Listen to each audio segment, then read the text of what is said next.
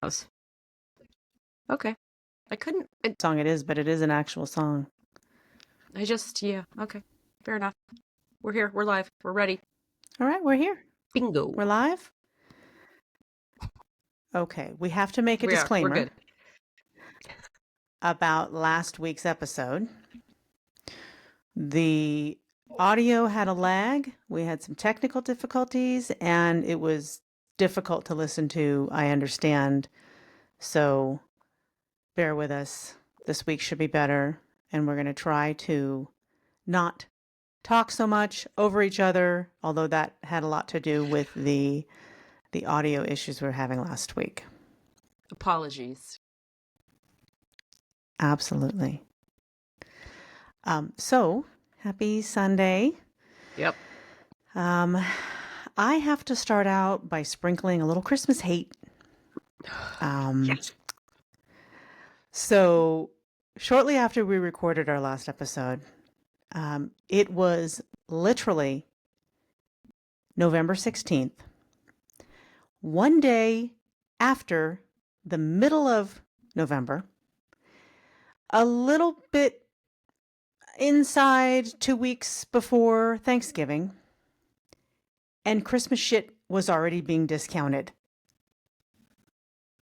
So Seriously? stupid. Seriously, you're already discounting Christmas stuff when, I mean, how many people have even bought any Christmas crap already? And you're already discounting it. Yeah, apparently it's a little yeah. So locally here, Southern California, Coast 103.5 FM, love songs on the They always do. They switch to 100% Christmas music 100% of the time for the holidays. And I recall that it was typically either Thanksgiving Day or the day after Thanksgiving when they started. I believe they started after Halloween.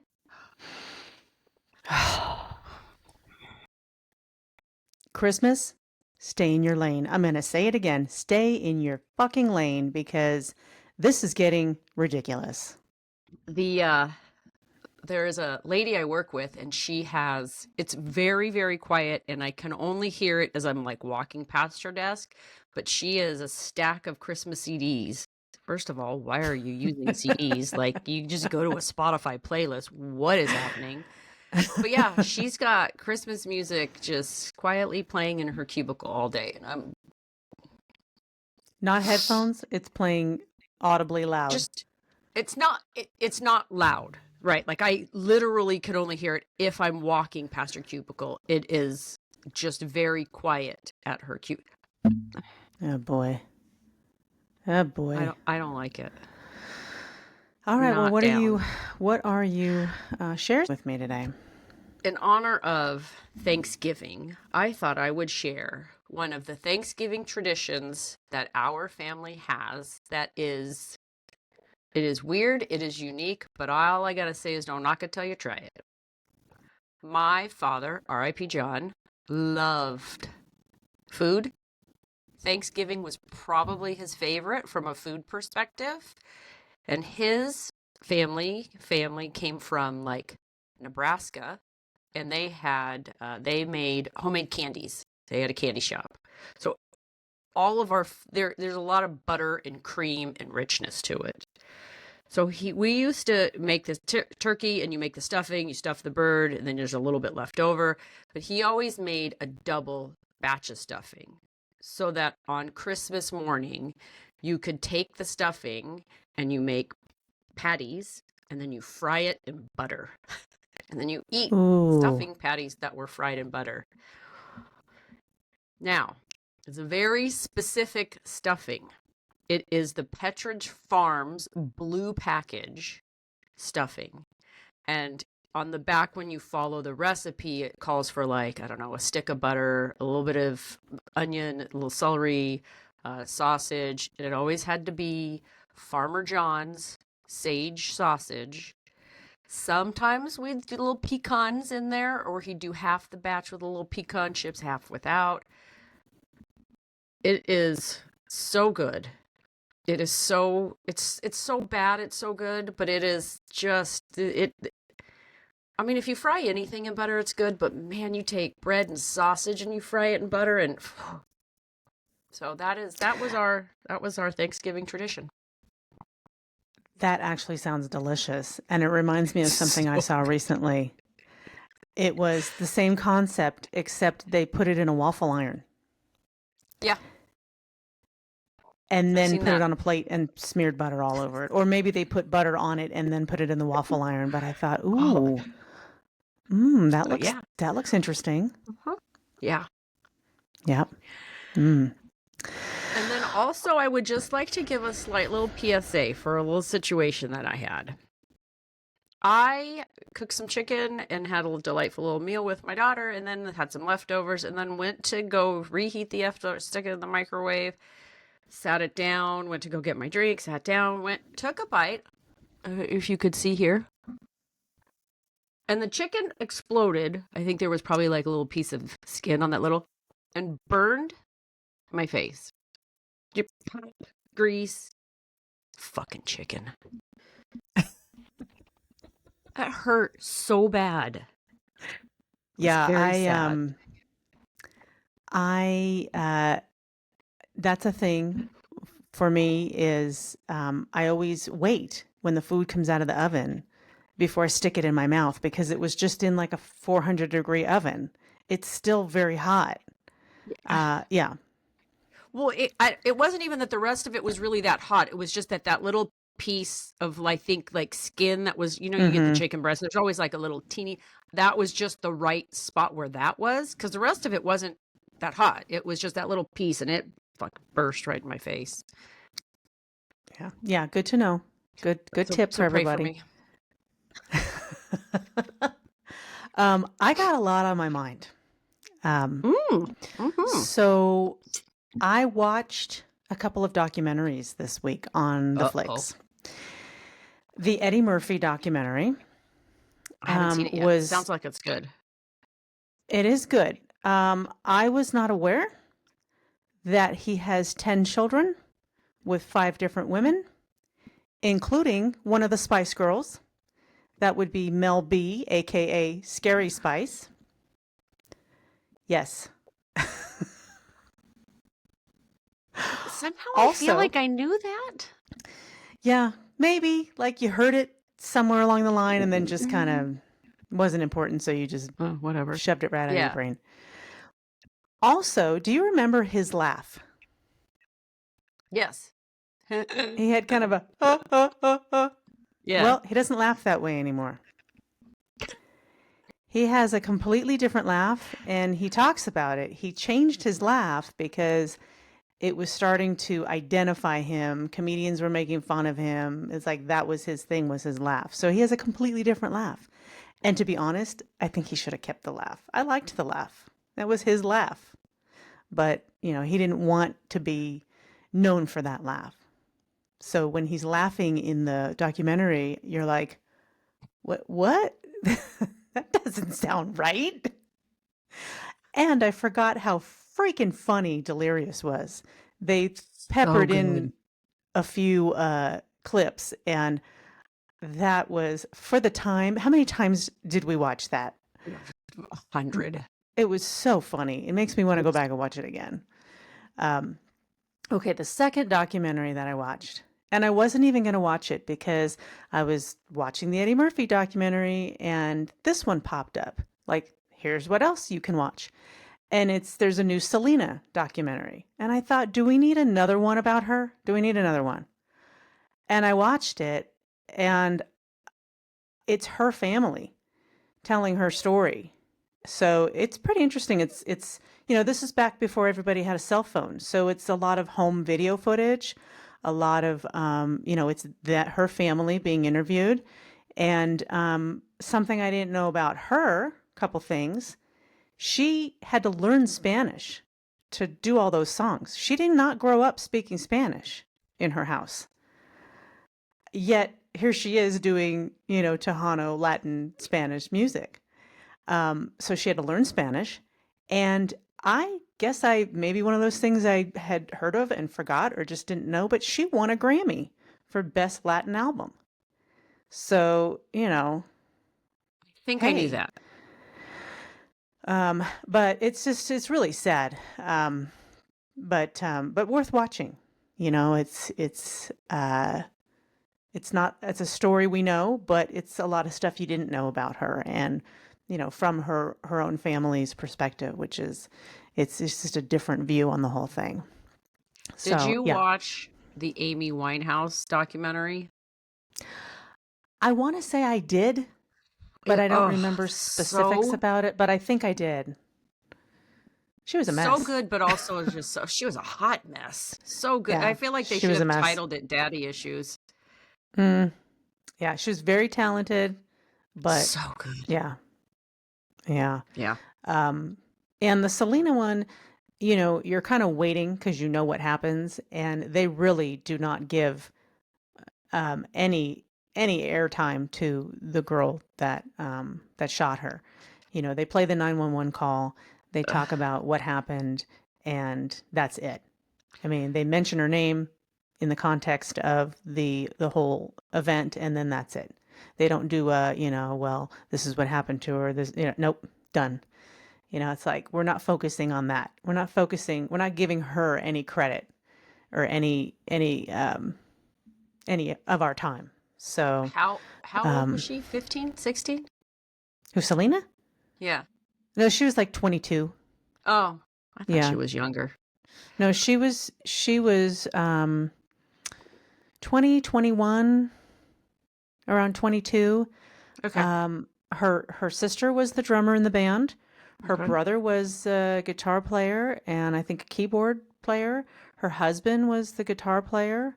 Her dad managed them, booked all their gigs. Her mom, basically, they all went on the road together. Her mom was like, I just, fed everybody. That's what I did. But they had a tour bus and they just went around. And then she signed with EMI, the Latin arm of EMI Records, and started making albums. And like basically was, I hadn't heard of her until she died, but she was just so right on the edge of kind of crossing over into the whole mainstream music. And then with the Grammy, it was kind of like, well, here we go. And then boom, dead. So, but very, very much worth watching. And then I guess there's a new Selena series coming out on Netflix, like a drama series. But Okay. I'm not going to watch that. But the documentary it's good. I enjoyed it. Didn't think I would, but then I watched the trailer. I'm like, I'm watching this. This looks good. Kind of we could do a slight update on celebrity tragedies. I believe the OJ Simpson estate is being dismantled so that they can pay people. Burn it to the ground. The Goldman family is still waiting for their $60 million. They're not going to get it. They're not going to get a penny. They're not He going to owes, get a I guess, penny. the IRS a bunch of money too, and what a mess that whole thing is. Well, he's dead, so how are they going to collect it? I guess his estate. I mean, what's left of his estate? Yeah. I have no idea. I can't imagine much. Did I ever tell you the story how I had the chance to run his ass over? No. In my car. Do tell. Should have. So this was during the trial. And this was when I was working with my dad in West LA. And I was going somewhere. I think I was on I can't remember what street I was on. But I was going somewhere. And I came to the intersection. I was turning right. The light was red. So I stopped. I looked left to see if there was any traffic coming. And as I turned right, somebody was crossing the street, like jaywalking, not in the intersection, but kind of like in between cars and crossing the street. And as I turned my head back and hit the gas to go, this person was right in front of me and put his hand on the hood of my car, like, stop, I'm crossing. And I looked and it was fucking OJ. Wow. And I was like, oh, I could have just hit the gas and all of this would have just been we wouldn't be here where we are today. And I was like, what the hell is he doing here? And I thought, well, a lot of these buildings right here, it was like Olympic and Pico or something like that in West LA. And I thought, Wilshire. I bet you he was having lunch across the street or something. And this was his lawyer's building, or for some reason he was there. He was in a suit. And I just thought, holy shitballs. I could have just gunned it and we would have been done. Done. End of story. I just And he think looked of at me in the eyes and I looked at him in the eyes and I was like, and then he just, he kind of like waved, like, thanks for stopping, and just took off, like walking fast. And I was like, motherfucker. Could you imagine I could have changed history. The plot twist that would have had on history? Karen. I know, right? I didn't realize it till it was too late. And I was like, oh my God. That would have been so awesome. It would have been nuts. I would have been famous. But not in really a good way. I mean, in a weird way. Well, I mean, some people would have probably said in a good way. Some not. Yeah. I mean, it just depends on who you ask. Yep. Okay, so well, I guess let's get started on our our little topic today. I've got some other stuff for later, but we'll do it before we end. I've got some other things I'm thinking about. But anyway, so I came across there's a website called Medium, and it's basically like a blogging website for writers. People post like, stories, essays, whatever, articles. And I kind of came across it, and a writer had posted, I want people to tell me, how would you respond to these questions? These are GenX specific questions for our generation. And I thought, well, this would be an interesting discussion. So the first question on the list, and I think this kind of speaks to the whole latchkey life where, you were home alone for a period of time between after school and before your parents came home from work. So what age were you when you started cooking? I feel like we have to kind of define cooking a little bit, because there were times when I was my mother and biological father were divorced when I was like 18 months, and I have an older brother and sister. So my mom was pretty much raising us on her own. Biological father was MIA my young life. I have like memories, like the earliest memories I have of preparing some sort of food to eat. I'm probably 5 or 6, and I'm like pulling out the bottom drawer to climb up on the counter. And it was mostly like just like toast or like a hot butter tortilla, right? You turn the flame on, you heat it up, you put butter on it, you roll it up and you eat it. But I couldn't reach it. Like I had to pull the drawer out to climb up to like do that. But like then when we came home for snack, there wasn't cooking. It was like a peanut butter and jelly sandwich, or it was, just grabbing something out of the refrigerator, or I don't know if we even had soup. Did you do soup? Oh yeah. Oh, I loved tomato soup. Campbell's tomato soup, chicken and stars was my favorite. So yeah, just heating stuff up and like a butter tortilla, that kind of stuff. But yeah, fire was involved, and I 5 or 6 when I really started doing it. Yeah, like as kids, we could make toast. We all used the toaster, and we made soup because I think we had before we moved to California, I think we had electric range. Yeah, I don't remember using the stove there, but yeah, once gas was involved, that was a whole different game. But I remember, doing sandwiches. We would make popcorn when we came home from school. Oh yeah, Jiffy Pop. No Jiffy Pop. We had an air popper. Okay. The air popper was the big deal. And then it wasn't until like older, like maybe like 8th grade, high school, then it was soup and stuff that you could actually cook, like grilled cheese sandwich or something like that. But cooking, Hot dog. cooking, I mean, I'm a good heater, and put anything on a stovetop. I love throwing things in a crock pot and then it just kind of cooks itself. But yeah, I have to have a recipe. I'm not good at just throwing things together. To me, that's like disaster. It's too much potential for disaster. I've gotten way better at throwing things together, but it like also it starts with like if I'm like, okay, I'm gonna make chili, like I'll go read like 5 or 6 different recipes, and I kind of know like what flavor whatever recipe's gonna have, and I'll be like, okay, I think that's too strong on that side. So, and then I'll take like 4 or 5 of them and kind of mush them together, and so I'm trying to get like ratios more because I don't know how Mm. to create the ratio, but if I get like a feel for it. I've messed a lot of things up for sure. And even with a recipe, like my problem is I don't read it all the way through. I just like start going, Start, and then yeah. it's like, oh, whoops, Well, that wasn't that wasn't supposed to go in that part. That was supposed to uh, go in over there, and yeah, I've done whoops. that. All Remember right, well, that reminds me of the Friends episode where Jennifer oh, Aniston was making the was it the trifle or whatever, a and the trifle. pages were stuck together, and it was like peaches and like It was like liverwurst or something. it was a bunch of fruit layers, and then yeah, and then a And layer then in peas and beef, and they're like,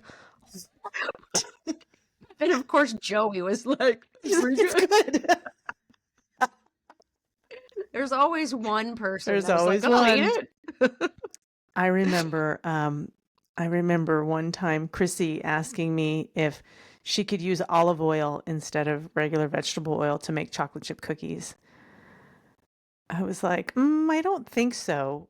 You could, but like, They're it's gonna not going to taste a little taste right. different. But you know what? I think about stuff like that, and I think about that's how some of these chefs come up with some of this crazy stuff. Or, Sure, like the whole gastropub menu thing where you're like, do those go together? I think somebody's high as a kite, perfect. hey, let's throw It these together. works. And it's like, ooh, this is pretty good. Let's try this when we're not stoned and see if it's still good and put it on the menu. Right, like let's make a patty and fry stuffing and butter. Sure. Put it in a waffle iron Yeah. All right. and call it Christmas. All right, let's see. The next question. How old were you when you babysat for the first time? Uh, well, let's see. I think had to be pretty young because I'd have to get a ride. There was a family at church and they had twin daughters. I was probably 13. They Hmm. were probably 4 or 5. Um, so I would watch them, and then I was like basically responsible for my nephew. Like I would drive in a car with him as a baby. I was 16. Like I'd go pick him up from daycare and put him in the car seat, and we'd drive to his house. And it was like every Friday or something. That was my thing. So yeah, like I want to say I'm gonna say I was probably still in 8th grade. So I'm gonna go 13. Like Yeah. legit babysit, like where I was at a house with other people, then somebody had to give me a ride. Like not just like hanging out with the kid next door or something, but like legit babysit. I was probably 13. Yeah, I remember doing it at church. Like they had a babysitting Yep. service, and I think we got paid for it. But there was somebody there. There was an adult there. Like you were just the helper, like Right. because it would be like 10, anywhere from 6 to 10 kids. So there would be a couple of us that would help out. And then I remember I took over for Vern. She Oh was yeah. working at the West End, and I took over her job when she left. And it was just babysitting while people were working out. And that's it. I realized early on. I must have been like 17, 18, maybe 16. I don't know, somewhere in there. We were still in high That's when school for we sure. were in high school, and that's when I realized I don't like babysitting, and I don't really like kids, and so I'm not your girl to call if you need a babysitter because I'm just not going to do it. I just didn't like it. Didn't Oh, like it at all. Not I at all. yeah, I Right, can you think of that? Like, right, like I am in somebody's house. It's a house. I am 13. I was not smart.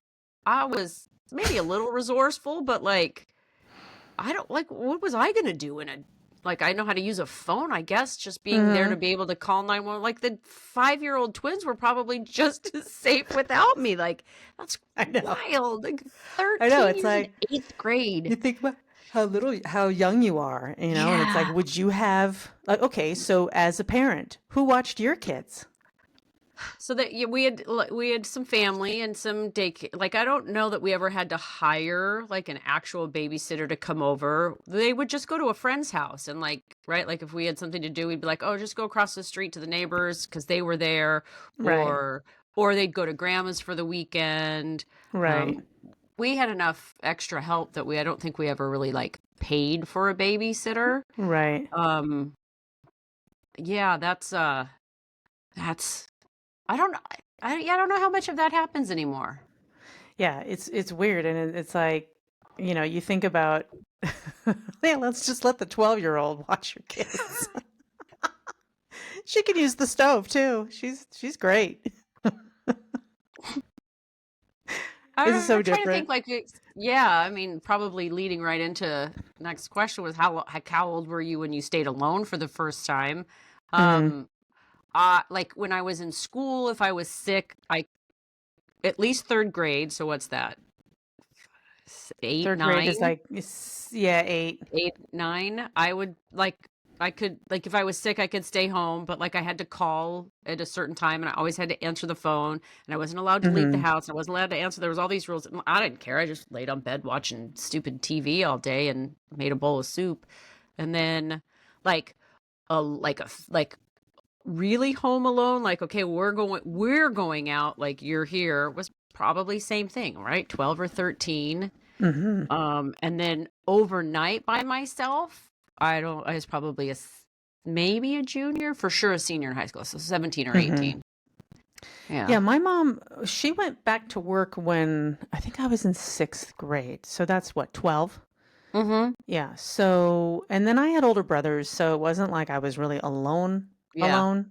But yeah, I would say like 13, 12, 13, 14. Um, but I'm trying to think of when did I leave my kids alone? I mean, if I had to like run to the store to go pick something up for dinner, like oh, I forgot butter or whatever it was, and they were there. I don't even. That's a great question. I'd have to ask them, but yeah. Well, so then the next question is, did you ever walk anywhere as a child by yourself? Everywhere. yeah, literally Everywhere. everywhere. Everywhere. So yeah, I was a wanderer. I that was like there you if you asked my mother how many times like she had to go looking for me and she didn't know where I was, there was probably more than there should have been. I recall it as super there was so we were one block from where we went to school. So at 5 years old in kindergarten, I was walking to school. My brother and sister were also walking with me, but not they weren't next to me. Like I had to walk either in front of them or behind them. And then there was also a park up the street. Maybe it was like a little church that had a playground.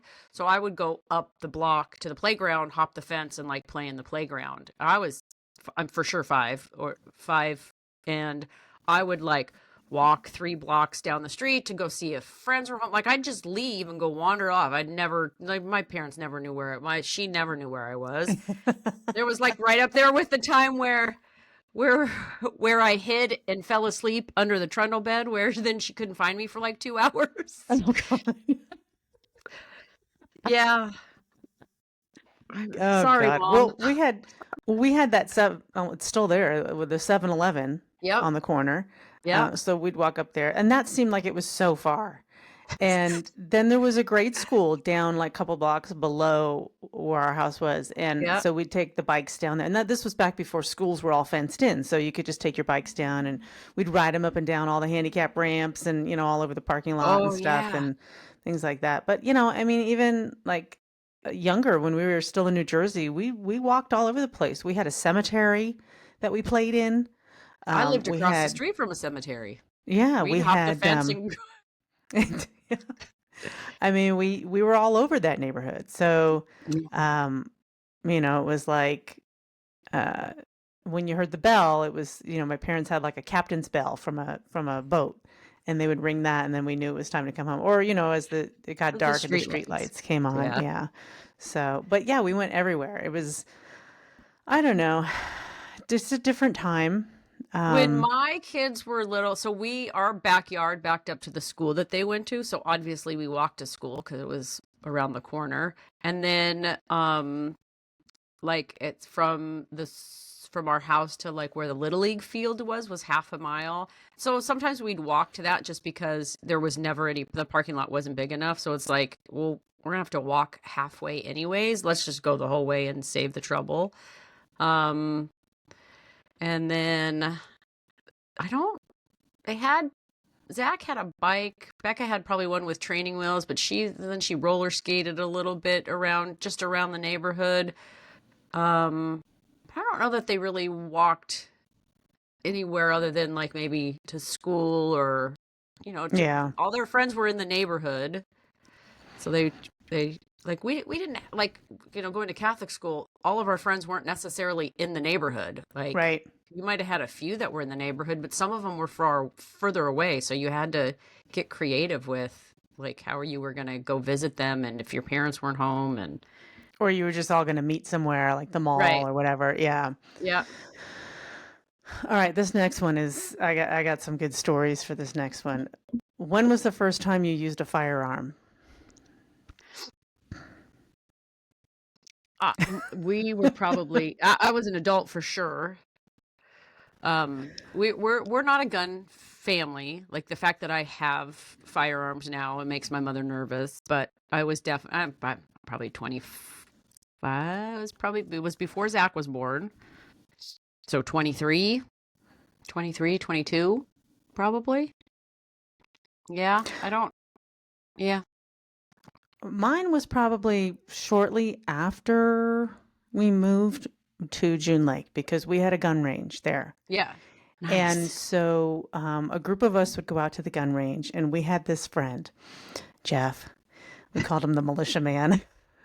Jeff would bring his assault rifle. You have Uh, shot one of Jeff those. Jeff would bring his. Not only did we like to shoot, just target shoot, but we like to blow things up too. Mm. So Jeff liked to bring tannerite, and then you mix it with something else, and it becomes explosive. Don't ask me the technical on that. But we would just blow things up. So I would bring stuff from the hotel that I was going to take to the dump, like old vacuums or microwaves, or we would just the vacuum. We blew up the vacuum. It went straight up in the air and then just came straight down. It was like a cartoon. We were just laughing our asses off like it was the funniest thing we'd ever seen. Like the whole vacuum went up? Yeah. Yeah. Whole thing just went up. Wild. And then we did a fire extinguisher once that was almost out of charge, but not completely empty. That thing flew That's up scary. it flew up like a baton end over end, straight up in the air, and then he shot it with a rifle.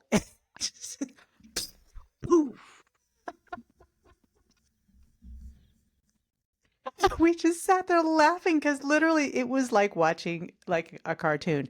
But I will give a disclaimer that he was very conscious of safety and doing this in a safe way, so nobody would get hurt and nobody was at risk. But I gotta give a shout out to my friend Shannon. I know she listens, and Shanny, if you're listening, you were there. Those were some fun times. And when we just would bring whatever out there, and yeah, Jeff's got the tannerite. Come on, let's go. Grab all the trash. Oh, that's so Just blow fun. it up. Yeah, But yeah, so my sister and brother-in-law live on 17 acres in the middle of nowhere, Iowa.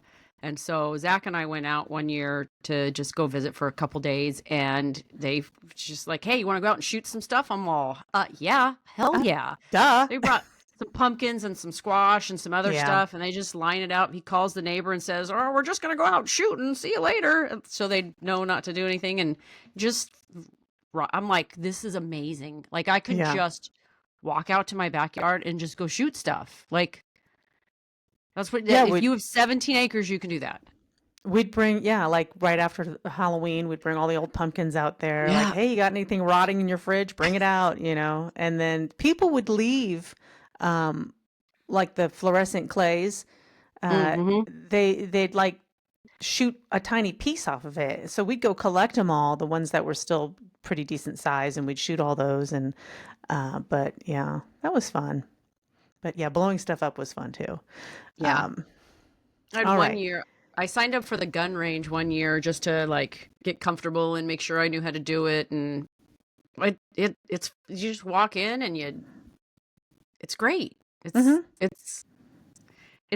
It releases, I feel like because you have to stay so focused and so concentrated on what you're doing because it's still live ammo, it's still deadly, that like once you leave there because you've stayed so focused and concentrated, you're just so relaxed because you're everything in your being was focused on that one thing for an Mm-hmm. hour. And then now when you walk, I just always felt so comfortable and so Yeah. peaceful afterwards. You're like, ah, ah.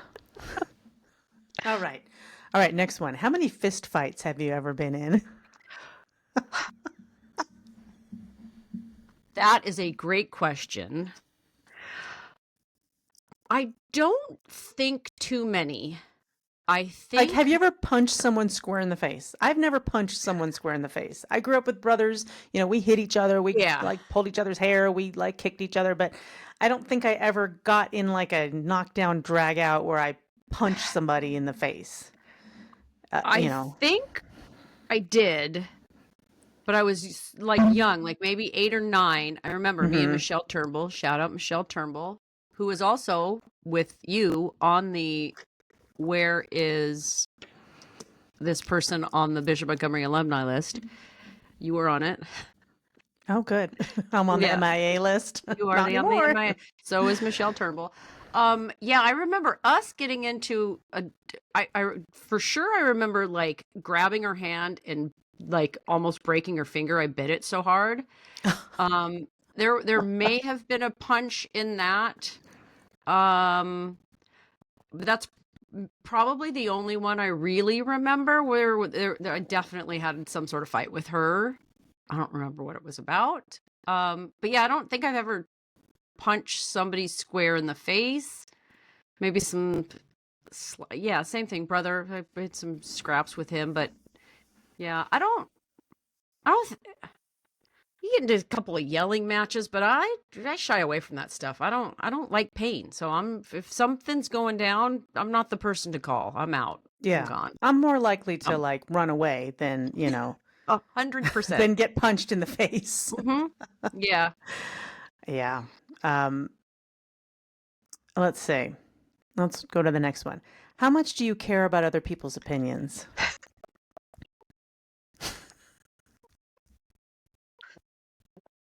Not at all.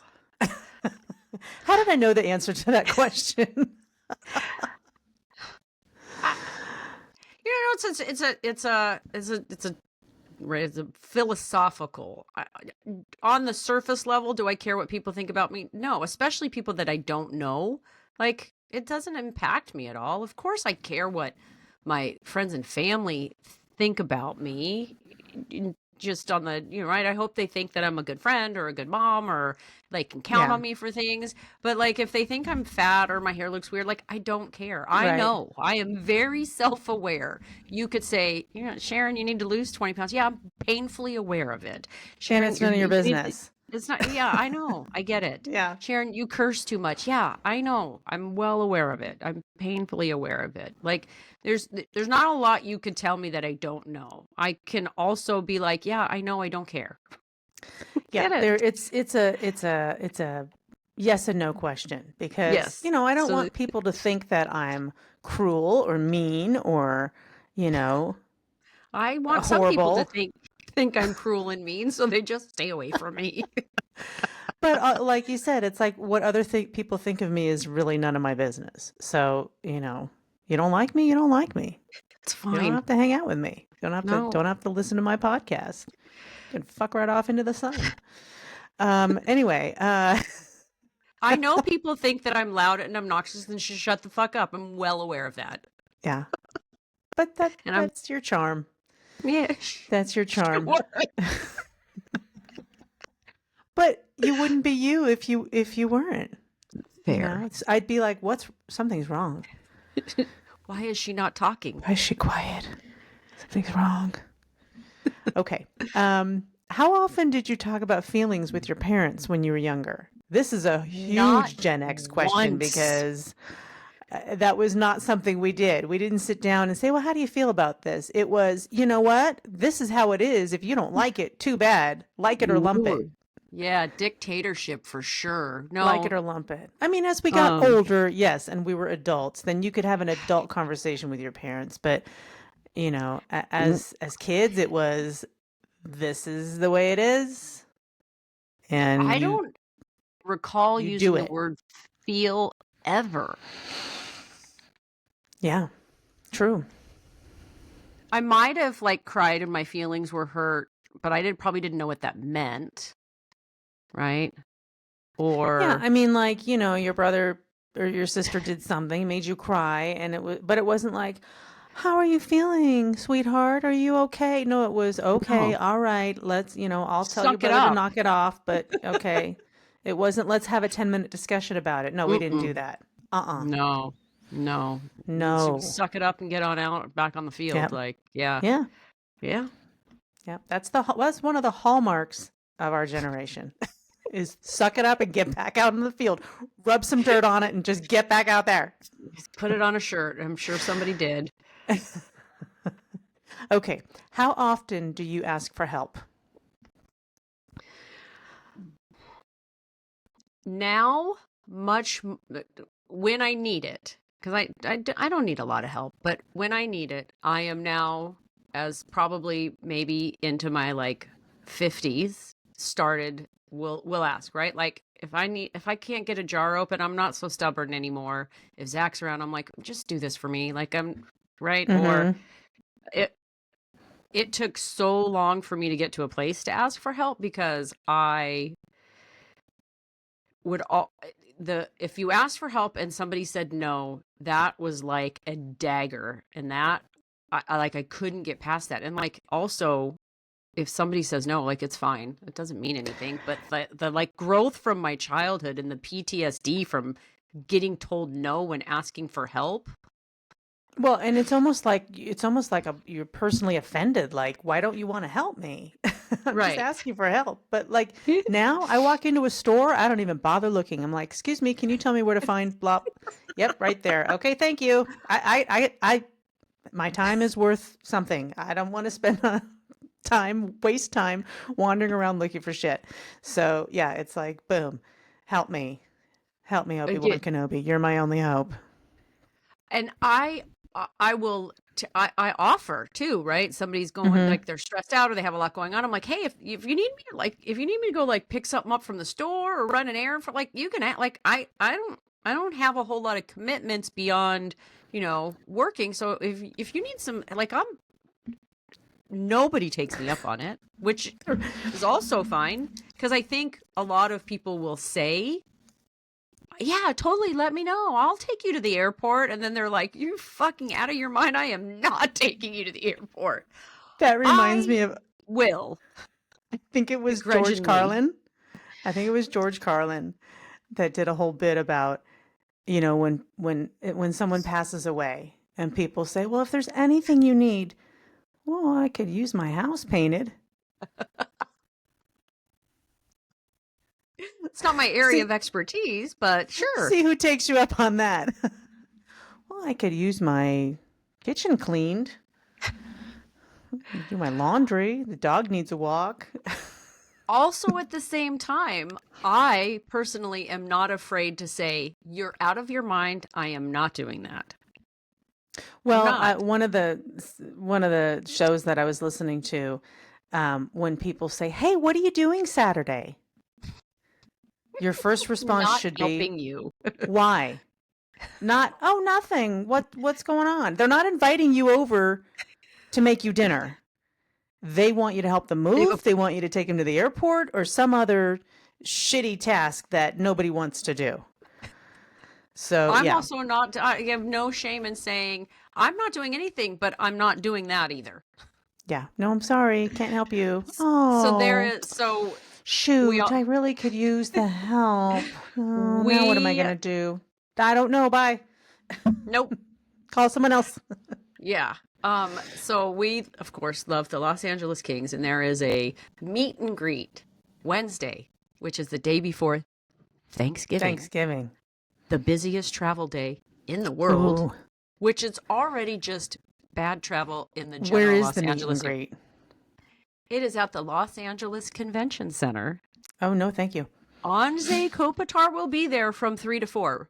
I send the screenshot to Rebecca just because that's what we do. We share things. She's like, can we go? I'm like, you are out of your fucking mind. If you think I am going to be, first of all, he's there for an hour, which means we got to get there at 7 a.m. and get in line because it's only going to be 100 people that are going to get to actually be in the meet and greet. Ooh. Because you're right. You get 45 seconds each one. You take a picture, you sign an autograph. Next one, take a picture. 3 to 4. You think that I'm going to get on the goddamn freeway from the LA Convention Center at 4 o'clock on the Wednesday? You're out of your mind.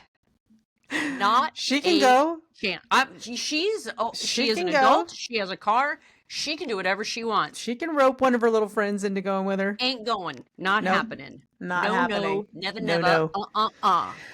I was, we have the radio station at work that plays, and they were talking about this is supposed to be like a record-breaking year of travel for people this week. And I'm thinking, well, isn't Every it like year that is a every record year? break. It is. It's It like is. I thought everybody was broke and nobody was traveling anywhere. It But already started Friday. Mhm. They were, live at LAX and people are getting out of their car and walking. And I remember, Oh, we I call that don't, the idiot report. Like, it's it, raining out. I have to be out here with a microphone to tell you it's raining. but like also like the Friday before Thanksgiving, one wouldn't think it would be that bad. But I remember, and I don't remember where Zach was going, but yeah, I had to take him to the airport and I thought, oh, hopefully, I'm like, it'll probably be bad, but not that bad. No, it's that I don't know if LAX is not prepared. LAX is a disaster, but you have 6 lanes of bumper to bumper traffic that fold into one lane. So this little stretch of, 100 yards took us 20 minutes to get. And then I'm like, still in it. And I'm like, you should just get out and walk. I said, just go that way 1 block and then cut across and you're there. It took me, when he got out and left, by the time I actually got to where I was leaving the airport was 45 minutes. I was entering at Terminal 1. It took me 45 minutes to go the 100 yards to the cutoff to Terminal 7. 45. That's why when someone says, "Can you take me to the airport?" Nope. I'll call you a car service and I'll pay for it. But the airport is like the freeways in Orange County, always under construction. Always. Always. It's a nightmare. You're better off just getting out and walking to your terminal. You'll be there faster than I will He if did. I have to go Yeah. all the way around the whole airport Yep. He did. with you. Oy. It was a mess. Yeah. So that's already started. Oh, I'm sure. I'm sure. Mhm. All right, moving on. How many veterans do you know? I probably know more than because I probably know some, but I don't know that they're veterans. But like, there's probably, I don't know. That's a great question. Probably some, but like, I can't like specifically go, oh, Joe's a veteran. Oh, she did. I don't know. Yeah. I don't know. Yeah, I don't know. I know a lot because living right next door to the American Legion post.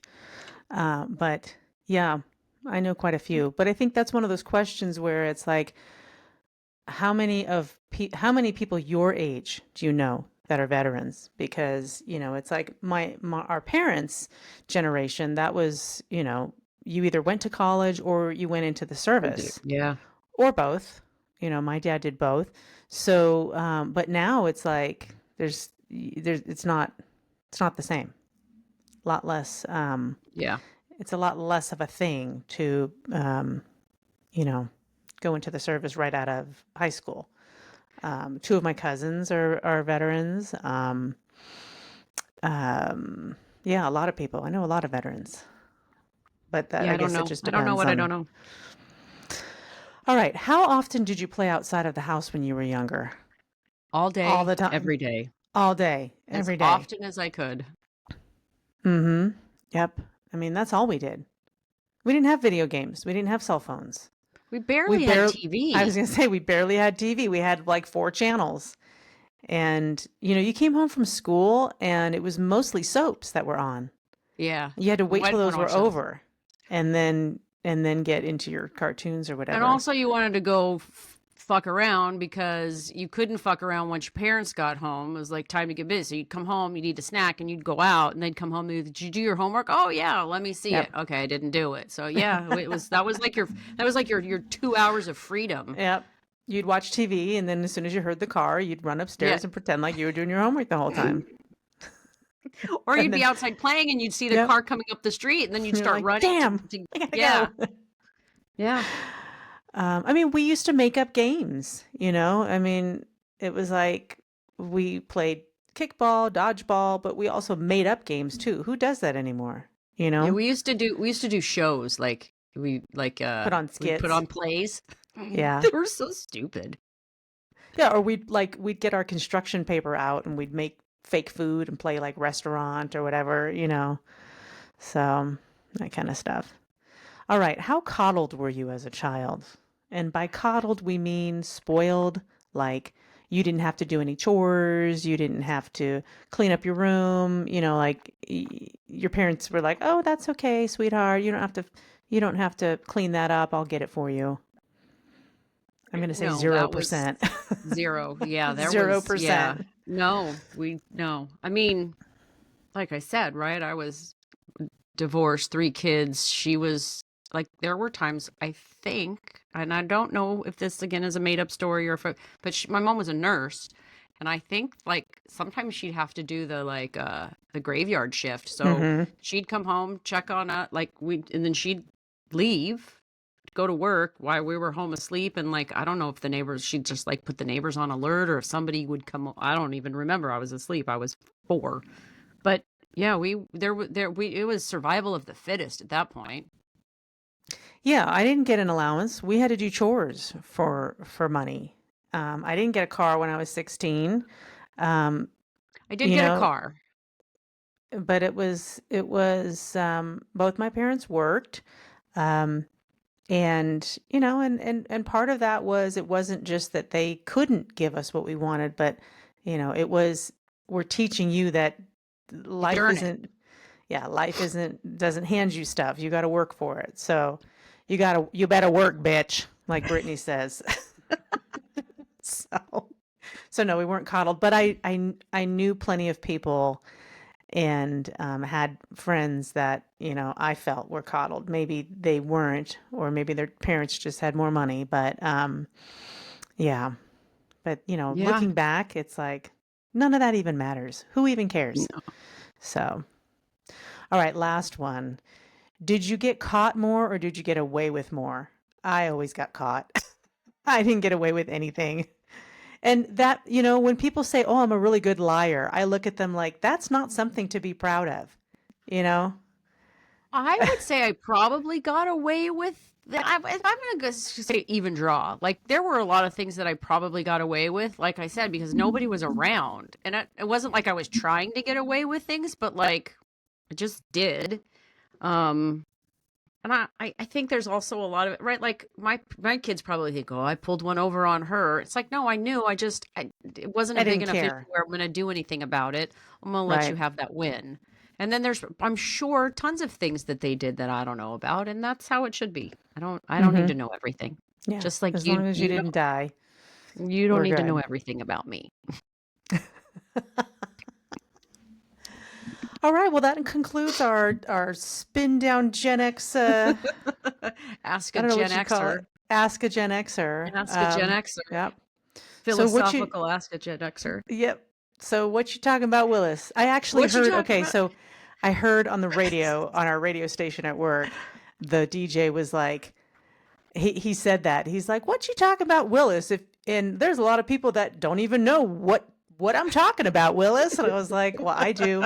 It's part of my I show. do. It's our thing. Yep. Hashtag. So mine's not a super what you're talking about was, but I feel like it's just a thing that like we didn't have that's very popular now, and that is the whole concept of a Friendsgiving. Ugh.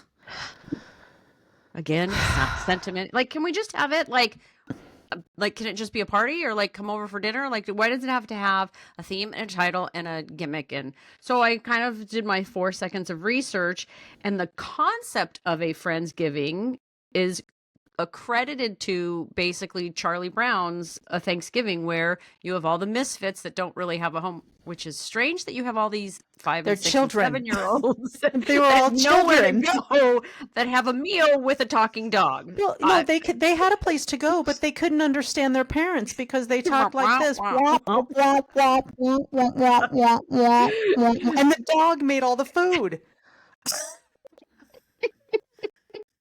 And you know what they ate, right? Popcorn, jelly Yeah. beans, pretzels.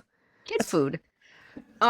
So that's kind of where the concept of a Friendsgiving came, but the term Friendsgiving is really started in like 2007 and is now just turned into a everyone, oh, we're having Friendsgiving. We're having Friendsgiving. I'm like, oh, that's like cool. So to me, it was But it's always, just it another was, hey, let's thing. get together before we all go where, Home. like, Yeah. home for the holidays. Like that's when, if you were traveling, if everybody was traveling somewhere, it's like, let's Yeah. get together before everybody leaves for Thanksgiving. I mean, that's all it ever was to me.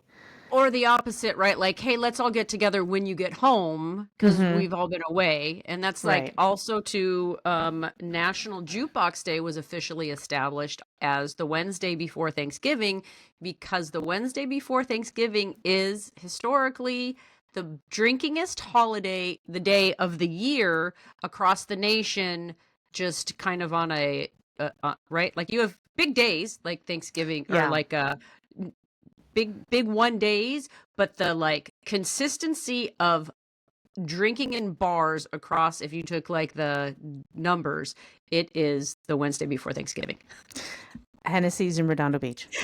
Oh, it's the best place. That's where we would all go. Well, And like our whole I'm high sure they school still would be do. there. Yeah. I'm sure they still do. Yeah. Well, you think about it, it's the day before a holiday. Most people are off the next day, Right. and you're home or you're somewhere where, you're getting together with Right. people you haven't seen in a while. So, yeah, it makes sense.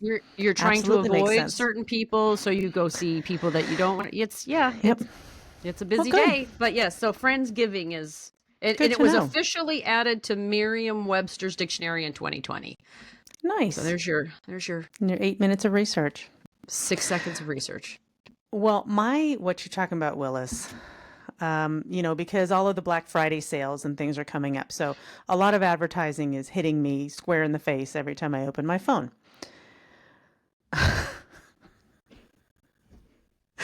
I want to know what the hell this iPhone Pocket is. You know what I'm talking about, right? It looks like a giant sock with a handle sleeve. It's so gross looking. First of all, is it a sock or is it Borat's mankini? Because that's what it looks like to me. It's ugly. And I was blown away by the price. About $150 for the small version and about $230 for the one with the longer strap.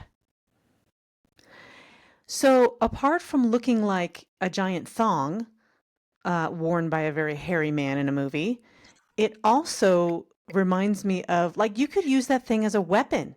You put your phone in there, you swing that thing around, and you could whack somebody square in the head and do some damage. Or you could use your Stanley Cup, which is probably in your other hand. That also could be used as a weapon. So yeah, I just was like, wow, people are actually buying that, and oh boy. I mean, art is in the eye of the beholder, I guess. Yeah. So I have a couple more things that are on my mind. And I know I've talked about this one before, but it bears repeating. And that is pajamas in public. Somebody did a whole big thing on the some governor or Congress or somebody was like, can we all just stop wearing pajamas to the airport? The airport, the post office, the supermarket, the bar, Trader Joe's, Costco, Walmart. Walmart's a big one. Now, don't get me wrong. If you're not getting out of the car, I don't have a problem with it. You're going to drive through somewhere or school pickup drop off. If you have no intentions of getting out of the car, fine. You're in your pajamas, your slippers, your hair is a mess, your hoodie, whatever. But can we put on, I know you all have jeans. Can you just put on a pair of jeans and maybe you can even put on slip-on shoes, but not slippers.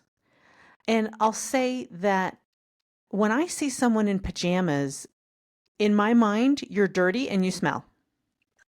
That's what I'm thinking. And, it's kind of like inside voices and outside voices. There's inside clothes and outside clothes. And I'm really trying to be more conscious about, I'll come home from work and put on the same jogger sweatpants and sweatshirt. And then I'll be like, oh, I got to run to the store or I got to do this or I got to do that. It's like, you know what?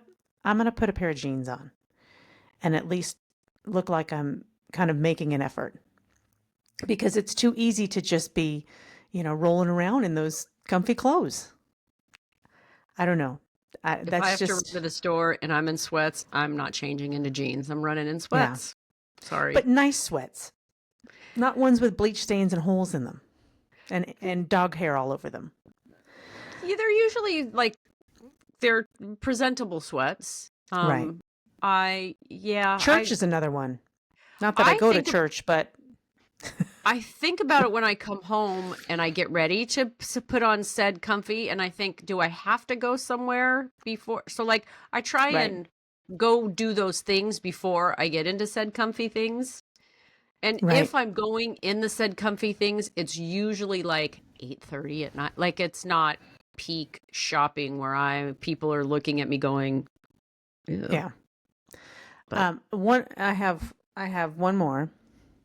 I have one more before I have a final thought. Okay. So I know I'm guilty of this because we're all guilty of it, but can we not walk around like this? Catching flies. Can we close our mouths and breathe through our noses and not walk around like gapers with our mouths open all the time?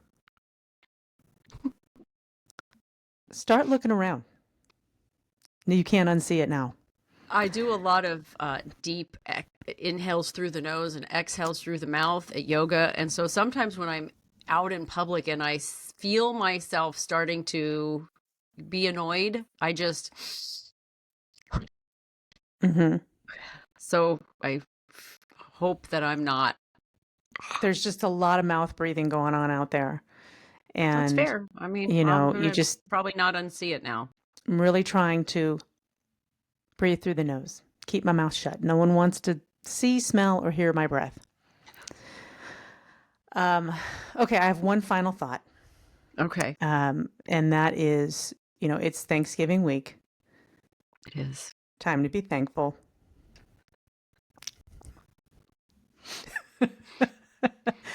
And along with being thankful, let's be a little nice to people that need it. Yeah, that's... Especially if they're working on the holiday and you encounter them because you got to run to the store for one last thing or you're going out to dinner. Be nice. Those people are working to make your holiday better. Yeah. After many years of having to work holidays like that, it's just it's nice that people acknowledge you and your effort and your sacrifice so that they can have a nice holiday. and there is no extra discount on things. You don't it's just because it's a holiday? Just because it's all, it's not. The price is the price. There's not an extra discount. It's not free because it's whatever, and it's not that person's decision. They're just there trying to get through the day. Like, if you're going to go to the beach and park and it's a holiday, you're still going to have to pay, and Yeah. it's not the gate attendance policy. If you have a problem with it, go to a city council meeting and talk to them, because they set all the rules. The minimum wage employee standing at the gate has nothing to do with it. This is true. This is true. So on that note, thank you, my friend. Happy Thanksgiving. I'm so thankful for you. Thankful for you. Yeah, Hand have a good hearts. one. Yeah. And that's all I got. All right, that's all I got. Happy Thanksgiving. Have a great Happy week. Thanksgiving, everybody. All right, Listen, peace out. rate, review. We still need Like, like five follow, more of you to subscribe.